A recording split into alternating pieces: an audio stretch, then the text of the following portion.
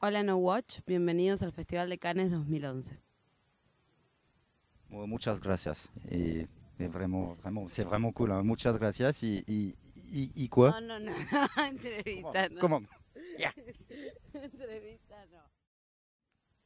Bah tiens, c'est bizarre, ils se sont barrés. Ils sont passés où les minettes là d'hier là? Bon, euh, bonjour. Nous sommes de retour sur cette plage, ce havre de paix, de silence, etc. Blablabla. J'ai changé de t-shirt. So what? Police de Maïwenn. On n'a pas eu le temps de vous en parler jusque-là parce qu'on voulait digérer ce choc, ce coup de poing dans ta face, alors que tout le monde blablatait sur le film dans l'urgence, dans la. Eh ben nous, on a décidé de prendre un peu de recul. On l'a pris, donc Police. En effet, c'est un vrai choc. C'est donc le quotidien d'une équipe de la Brigade de protection des mineurs à Paris. Maïwenn nous a sidérés avec ce film qui fait penser énormément par son réalisme brut, son côté à vif et écorché vif. Donc il nous fait beaucoup penser à du Piala, à du Depardon pas mal pour sa succession de scènes d'audience, d'audition au début du film. On a vraiment l'impression d'être dans du docu-réalité très fort, on y croit. C'est comme si on voyait une série policière une excellente série policière concentrée en plus de 120 minutes. Euh, Quelques petites longueurs, une erreur de casting avec Maïwenn qui joue elle-même dans son film le rôle d'une photographe qui doit suivre le quotidien de cette brigade et qui va tomber amoureuse du personnage joué par Joe Star. Maïwenn a reconnu d'ailleurs elle-même qu'elle s'était peut-être un peu plantée en se castant dans ce rôle. Passons, ce sont des défauts assez mineurs. Tout ce qui compte, c'est qu'à la fin de ce film, on sort essoré, vanné. Le casting, les comédiens sont éblouissants. Joe Star est bluffant. Euh, on parle d'un prix d'interprétation pour lui déjà, ça circule pas mal.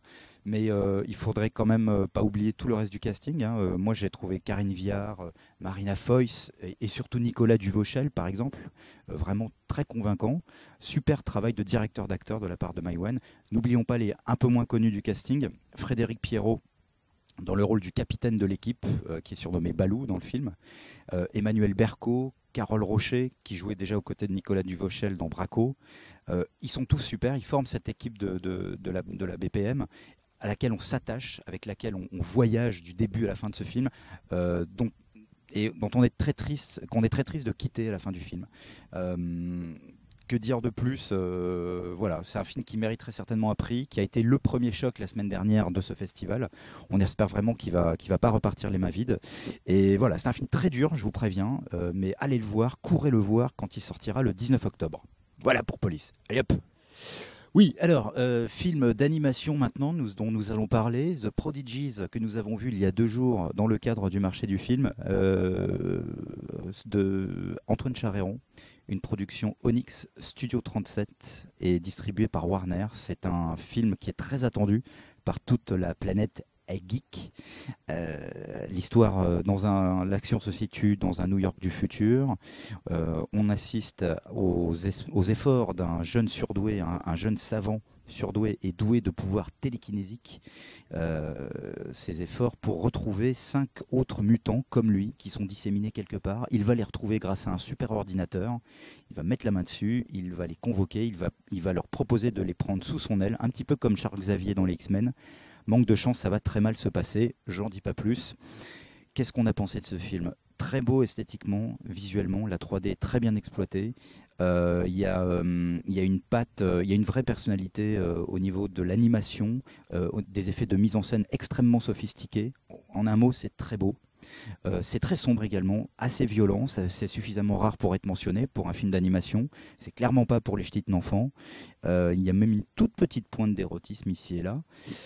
Voilà pour la forme.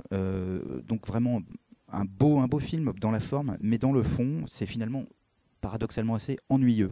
Il y a de l'action, mais on ne rentre pas, enfin je ne suis pas rentré en tout cas dans cette histoire, on ne s'attache pas vraiment au personnage, on a une impression quand même de déjà-vu sur pas mal d'éléments du scénario, le côté X-Men, le côté Heroes d'ailleurs, pour le pouvoir spécifique de ces 5 télékinésistes, avec un petit effet de style qui rappelle un des pouvoirs d'un des personnages de Heroes dans la saison 2. Et puis l'action se traîne un peu, le film fait 90 minutes, mais on les sent passer, quoi. Une musique un peu surprésente, un petit peu agaçante pour les oreilles. Voilà, la vision de ce film n'est pas agréable, quoi. Voilà pour Prodigy, ça sort le 8 juin, allez vous faire votre avis vous-même, évidemment, de Antoine Charéron, c'est son premier film d'animation, relative déception. Allez hop.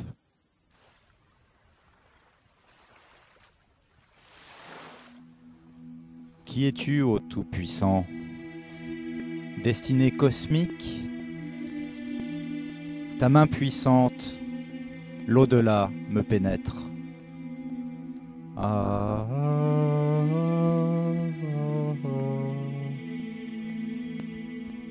Tree of Life, Terrence Malick, rien compris.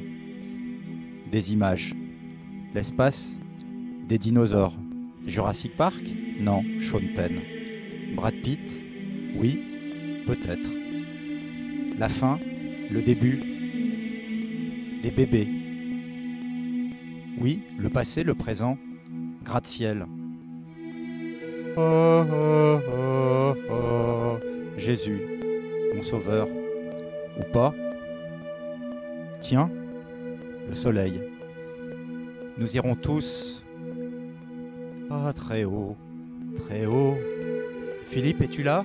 Philippe? Non, Terence? Pas là, Terence. Tree of Life, 2h25. Long, très long. Ennui? Oui. Merci.